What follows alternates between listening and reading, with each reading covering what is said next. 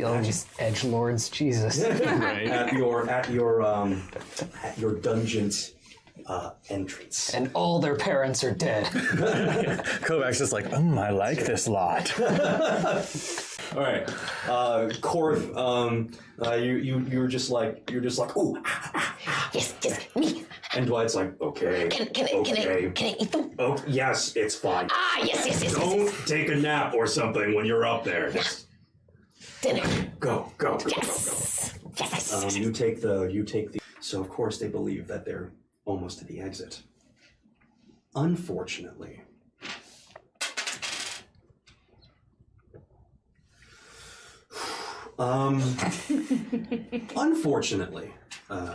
there was one last creature in the level, and that was Korth. As the party kind of still in shock from losing one of their party members, they sort of let their guard down just so. And right in that moment, a huge blast of eldritch power rings. That sound happens, and it blasts Kane Carden away from the party. Not dead, but very injured. The party races to its defense, but before they can get there, you hear Kane heroically cry out from the dark, "Leave me! Get to the bottom! Escape! I'll hold it off!" It's a very dramatic moment where these party members all sort of look at each other and, Mahi goes, "No." Before she's dragged away by Arachnia to the elevator, and before she leaves, she looks back out to the darkness. "We'll come back for you." No, you won't. As the elevator doors close, you and Kane are left in this dark, misty room. Kane spits to the floor a little thing of blood. And all you see is this dinner in front of you. You open your mouth, this dark eldritch power pools in your mouth, and him being a warlock as well, he has one arm shattered and useless from the first blast, but he takes what power he can muster in his free hand, and he blasts it right at your face. Right the same moment you open your mouth, and these lasers just collide in the middle of the floor. It's a struggle of willpower now as your Godzilla breath and his eldritch blast collides, and these beams coincide and wrestle, and they grow larger and larger in strength. Unfortunately, he only has the use of one arm, and you are able to push him back right against the wall. Your eldritch blast, just a little bit more powerful than his, just collides into his body after precious seconds of this intense laser battle, and just splatters him against the wall. But fried bones in its wake. You have unfortunately melted the flesh off the body again. Go on. Dude, I love the Cell Saga. Keep doing that. I just wanted a dinner. You can eat the marrow from his bones, but unfortunately, I pluck a one off the wall and I crack it and I just eat it, sitting down very disappointed. super grumpy. And like, I look up at since I know you guys are watching, and just be like, I can't catch a fucking break. she's been around for so long. She just keeps doing that. I don't know if it's just like a tick she has, but she's really got to cut that out. Like a nice marrow soup. The fact that it's also like that, like this guy's melted, that guy got his bones crunched after like the sunbathing minotaur level. It's like, we did not see this coming. Right. The sound of a bowstring being tautened, tautened. Just the creak. Yeah, creak. And you look up and you notice these brown locks against pale skin, breathing heavily. And he's like, "And what are you?" Hello. Is welcome. Please don't touch anything. Don't kill anything. Otherwise, it's gonna be a gross time. Arachnia, their leader, steps forward to ask you another question. She starts with, What kind of monster built this? And sadly for her, because you've requested that the other bodies of water be covered up with tar mats resembling grass, she steps through one. Looks like, oh, sorry, we meant to take those out. Splash! Flailing, she is thrown into the bubbling waterfall. Right. Oh, don't inhale. You see her rise up screaming, the corrupted blood flowing out of her orifices. Her party scramble to pull her. It's like, no, don't go after her. Scrambling to pull her from the corrupted blooded waterfall. She's shrieking now. You see that her eyes, having touched the blood, are bleeding themselves out the side of her face. Yeah, that happens. So you're just saying, it's like, ooh, no, that's hard. I'm so sorry. Oh no. Oh, that's gonna. Oh, with the blood in the. Should have put one of those piso mojado things. That's what I'm saying. Just like put it on ice, you might be okay. I don't know how to say anything. And takes your weapon and brings it down on Marcelo the barbarian. Though he does shrink deep into a shell, the blade bites into the shell itself and causes a massive scar that just carves down one side of a shell. In fact, it bites down into flesh, and you hear this turtle shout out in pain, echoing from inside his shell. Right? And you hear his party members cry out his name, Marcelo! More arrows and more frost magic come at you, but now you have leverage. You raise your sword, which raises Marcelo himself, and you begin blocking their arrows and magic with their own friend. Cool. You advance on them boldly. These adventures are unfortunately not at your skill level. You weave a stray arrow, you dodge a stray blast of magic, and right in front of their eyes, right as you get to them, you slam your sword down, carving the rest of the way through Marcelo, cleaving him in two. You guys more or less stalemate for a bit. He does not notice the movement happening behind him, but you do. And you choose not to say a word. Arachnia raises from her torpid state in the corner of the room. She's not like one of the zombies you've seen so far, right? The blood has more or less cleared up from her eyes. She haggardly stumbles over to her friend. There's a glint in your eye and a smile that gives it away as you sort of back off, and Lander is left confused before he turns around and he sees his friend's face. And just before he can even utter her name, she leans back, fangs grow from her mouth, and she sinks them into Lander's neck. And drains him of blood. Well, You've created your first vampire. Cool. In Dungeons. congratulations. Nice. Good job, guys.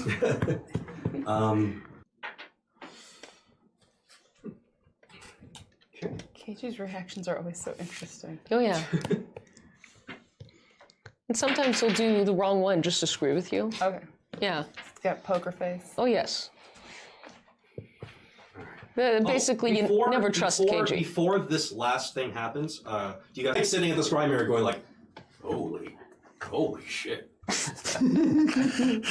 We should make more of those. I look at Dwight and I'm like, Can I eat that? No. But why not? Oh, you mean the bard? Yeah. Yeah, if you make it up in time. Sure. Before she decays. Right. So as you guys are, you can fit them. Pluck, if at any moment you feel uncomfortable. Always uncomfortable. Well, then let's go. That's my secret. So yeah, as you're sailing along the mist-filled ocean, just every once in a while you just hear, oh! Not often, but like Every 15 minutes. Is there a way to shut that off? Do I feel like I could control undead the ship? You could try. So I'm gonna try, and I want to tell it to shut up. You just sort of hear, ah!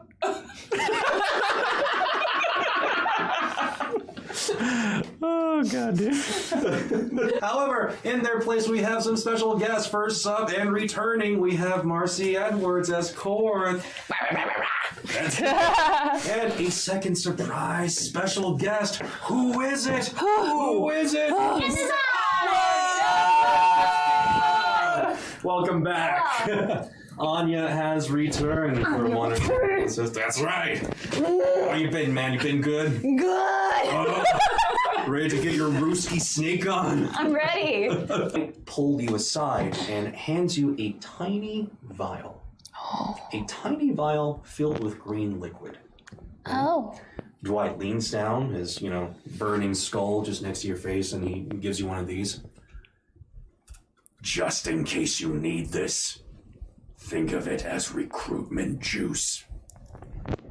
Okay. Just a little bit will be fine. Okay. Play by ear. You Yeah. don't have to use it, but Okay. it's there. And he slowly recedes into the background. Doing one of these.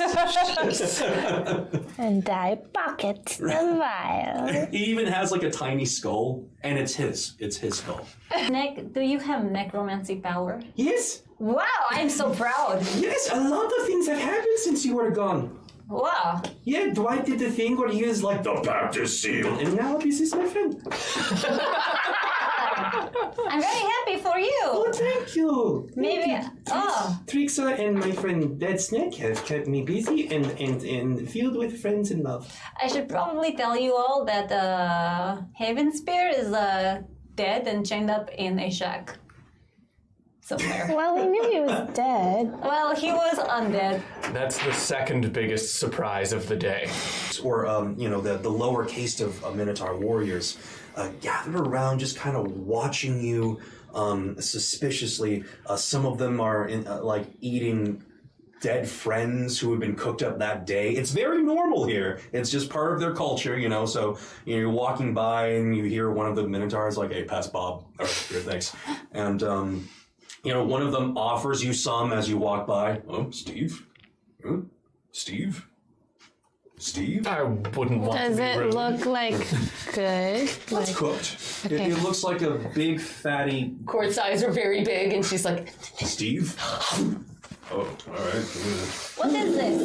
Oh, that was Steve. He had a weird bronchital thing, and it just took him out. Wait, All right, here's Steve's arm. Whoa! wait. So it's okay for you to sell people, but I can't sell people without being. Hey, what? You see the Minotaur, this ravenous king's like, ah! Who dares enter the realm of Raslin Rockskin, the ravenous king? Hello. My name is Anya Tukliti Livnitskaya. I am emissary for Yuan-Ti people, and I'm not really sure what I'm doing here, but I'm going to probably save the world again. Yuan-Ti? Yuan-Ti. Yuan-Ti. Yuan-Ti. Hey, are we being invaded? What's a Yuan-Ti doing here? No, Your Highness, I assure you this is not an invasion. We come in peace. And what are you? Are you also, a Yuan-Ti? You got, some ear stuff. I don't know. You all look the same to me. Well, that aside. Silly kid. All right, let me tell you about it. We call it the Death Buffet. Sounds delightful. So instead of you getting in our arena, getting all killy, instead, we're gonna have a couple of our guys, right? They sadly passed last week, but we kept them nice and fresh. We're gonna roast them up, and we're gonna have an eating contest. Right? Yeah, I think, did Gary die of ennui, or was it the heart thing? Oh, whatever. They're Gary and Stu. They're gonna be your meals today. And if you can challenge... Really? Gary and Stu.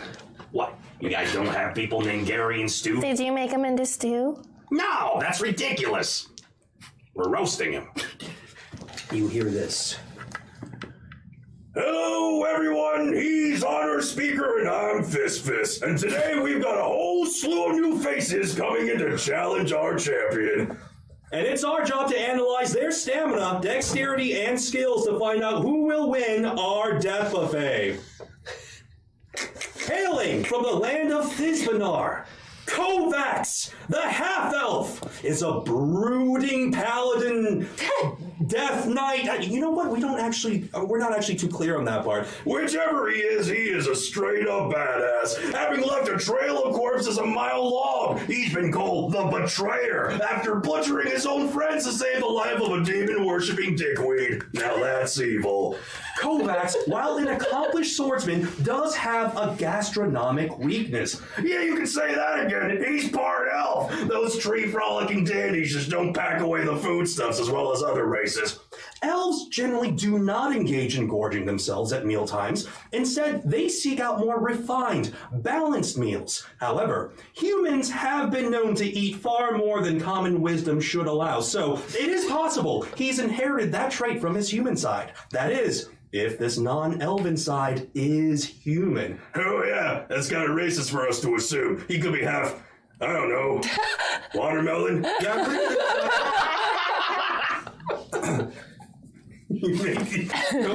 The green room door enters.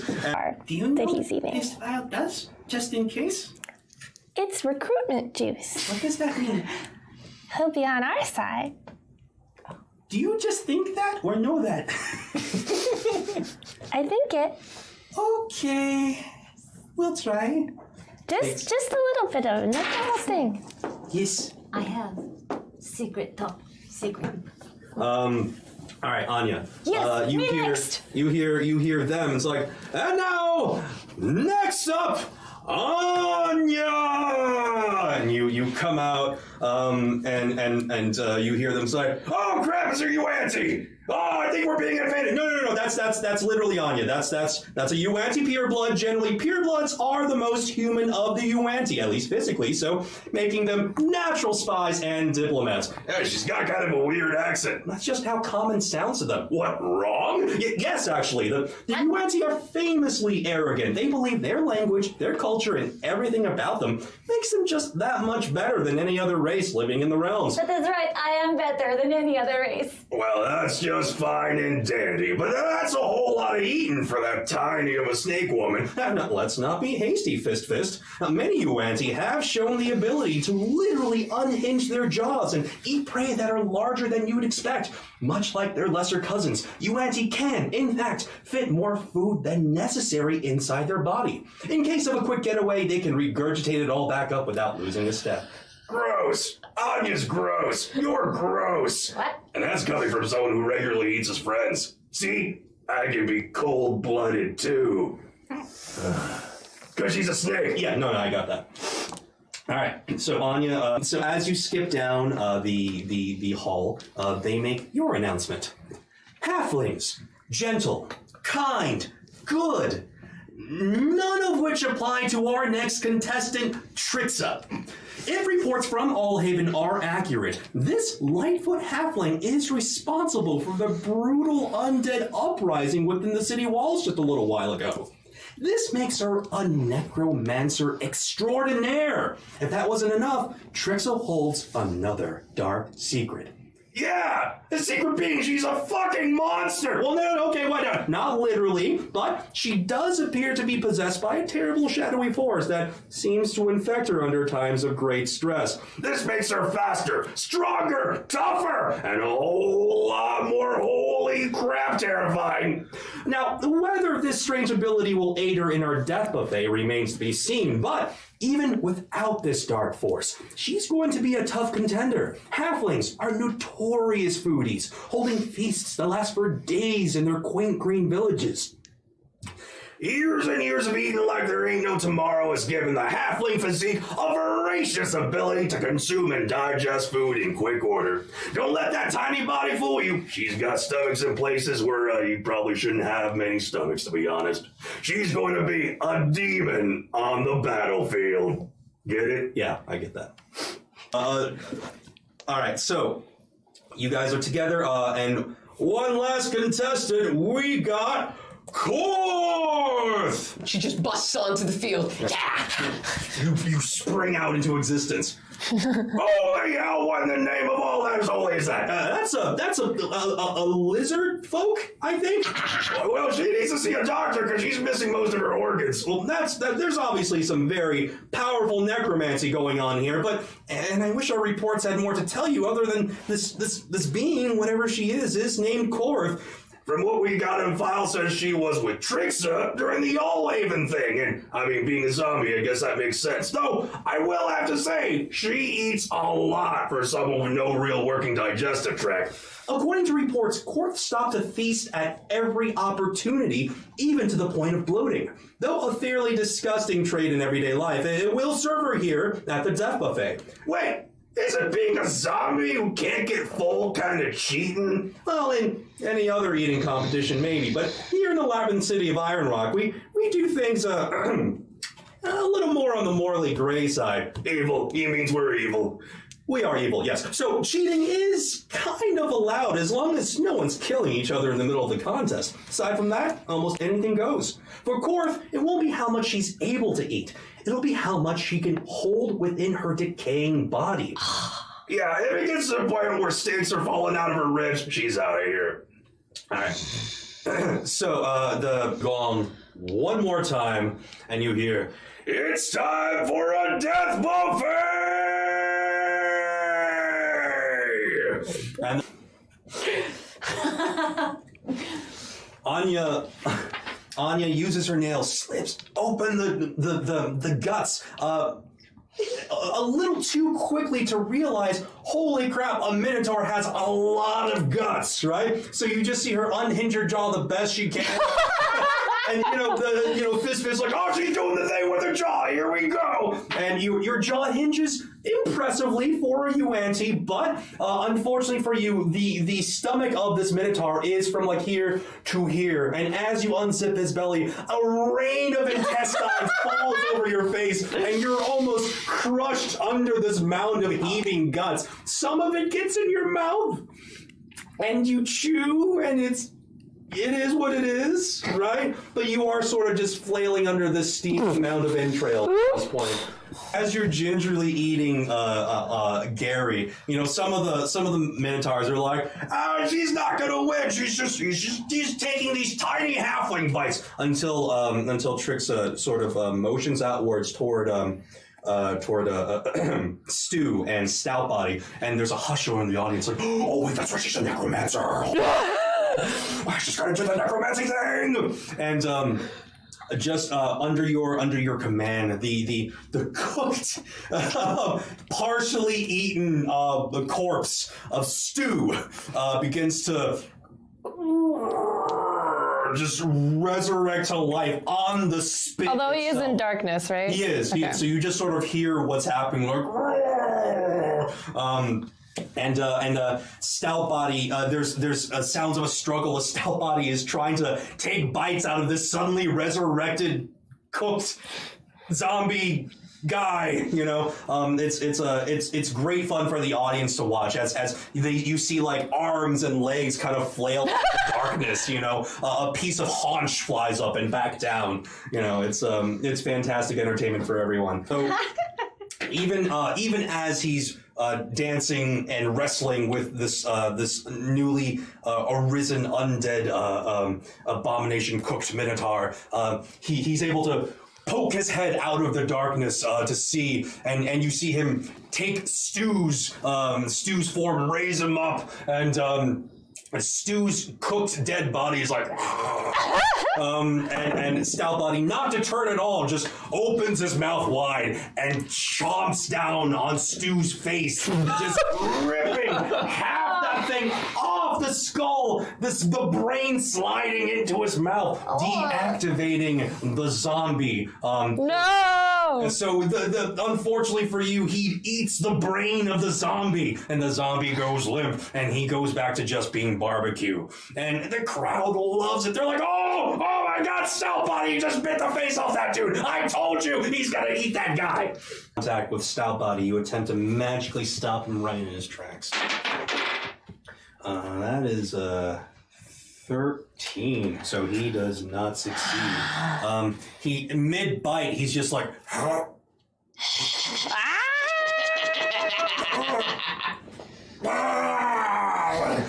he's like, oh, you stop eating that guy! Why do you stop eating that guy? They did some zombie magic! They stopped him from eating that guy!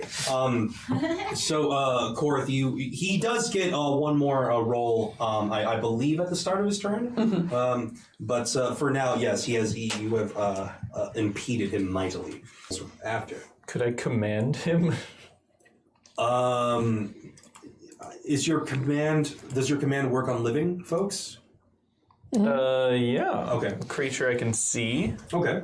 And that's like a 1 to 2 word command, or is just like one word? Yeah. And it's Wisdom 14 save. Gotcha. What do you want to try to command? I want to tell him to starve. Oh.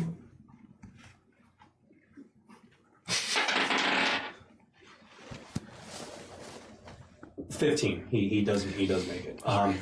Good job. And so he looks over and says, I am starving! Hey, he said the words! And he continues eating. The minor illusion flies off without a hitch. And Stu takes on this terrible, pallid, kind of rotty, maggoty pallor to him, right? And the audience reacts right away. It's like, oh, gross, we don't want to watch him eat that guy! You know, Stout Body. Let's see if he can overcome his gross.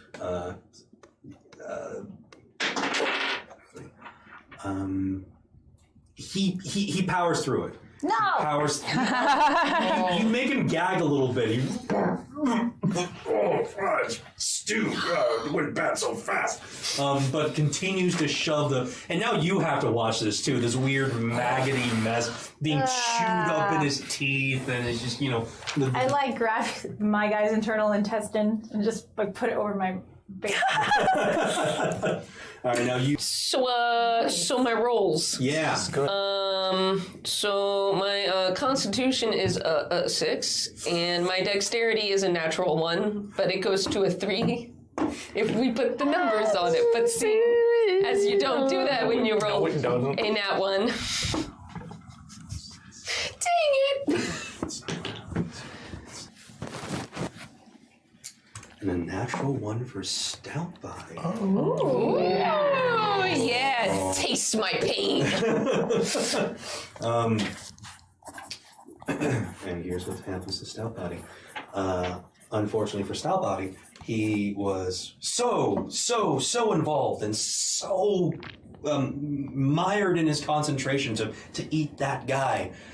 He did not notice Sneck hunting a small drop of the green ooze, whatever it is, on Stu.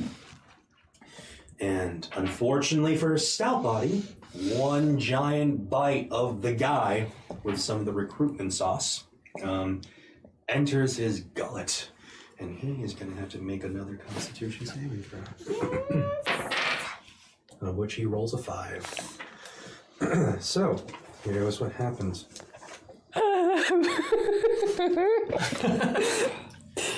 The crowd is roaring and chanting, and they're so excited because it looks like this is going to come to an epic finish.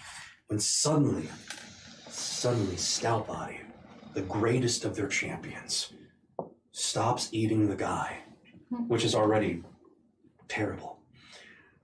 His eyes bulge. His body convulses. You see a small little dribble of green run down the side of his mouth, and the audience is hushed like, oh, What's happened to Stout Body? Is he gonna puke? Are we gonna watch Stout Body puke? Stout Body heaves once. Oh. Heaves twice. Oh.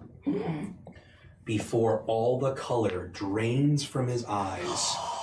And a torrent of what looks to be blackish, greenish ichor erupts from his throat and just covers the first 4 rows Splash zone of the audience. And there's this terrible silence. A terrible, grotesque silence. And you just hear Rockskin, the ravenous king, from his throne go, "Holy crap. Did Stout Body just upchuck?" "Sire, I believe Stout Body has upchucked." "Does that mean?" "Sire, I believe it's true." "We have no champion!" Erupts in celebration. Even the guys who are up there would just puke. They're just like, oh, giving you standing ovations. This muck, this green and black muck, just flinging everywhere from their faces. Stout Body takes one step forward. His colorless, the color fading completely from his eyes, turning into a pallid gray. He drops the guy. He drops Stu. His arms start to fall limp, and his entire body just sort of keels over in front of them onto his stomach. Oh no! Oh, Trixa cried. And again, this terrible silence, like, oh, is Stout Body dead? Did they kill Did you kill Stout Body? He ate a zombie! He shouldn't have done it!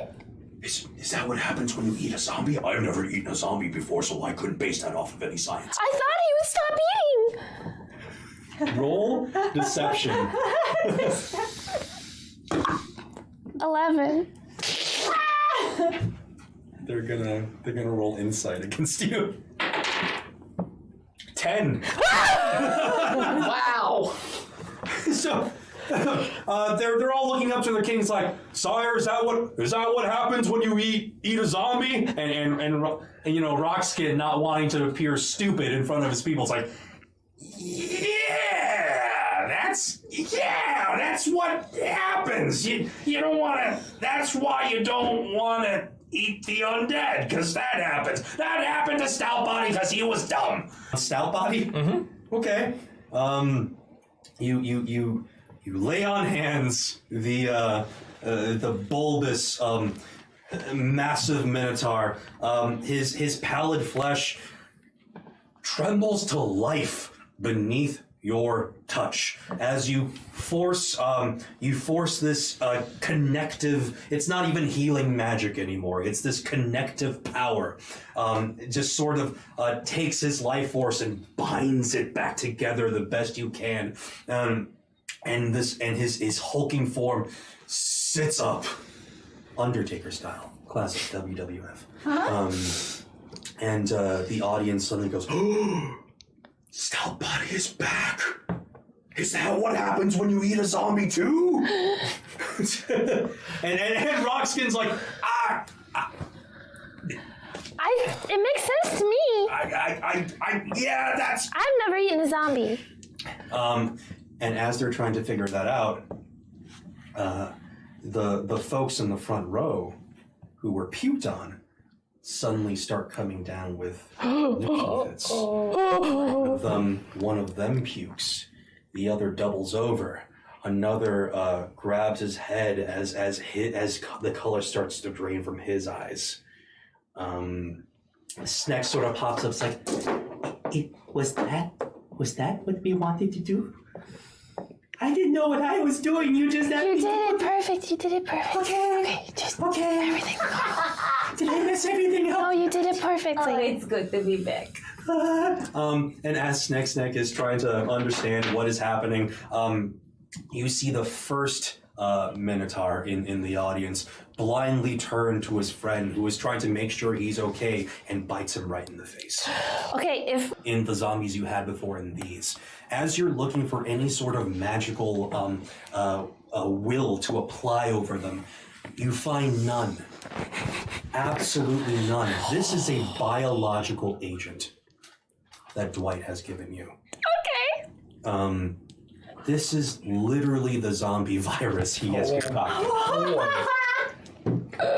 One Minotaur bites the face of another bites another friend, another attacks another. Soon, the audience explodes in chaos as Stout Body rears himself up, his monstrous form, and gallops into the stands, taking giant bites out of living Minotaurs left and right.